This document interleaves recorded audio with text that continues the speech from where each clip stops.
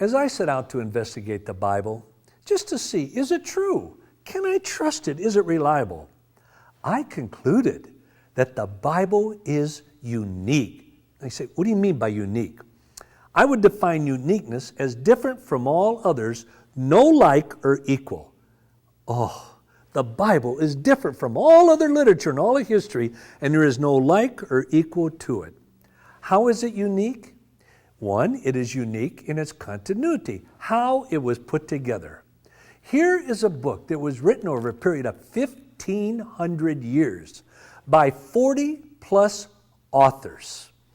It was written from every walk of life by kings and fishermen, by peasants, poets, philosophers, and statesmen.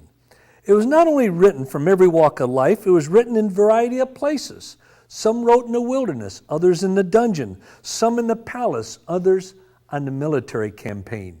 And do you realize the Bible was written on 3 different continents, Africa, Asia, and Europe? Not only was it written on 3 continents, do you realize it was written in 3 languages? Hebrew, Aramaic, and Greek. Almost all the Old Testament is in Hebrew, but there were some small portions, like in Daniel, that were in Aramaic. Say, why? Because Aramaic was the lingua franca of the day. In other words, the language of the people. And so when God had a message directly to the Gentiles, he would put it in their language. And then the New Testament in Greek. But it was not only written on 3 continents and 3 languages, but it was written from different emotions. Some wrote from the heights of joy, and others wrote from the depths of sorrow. And that affects how you write. Some wrote in the times of war, others wrote in the times of peace.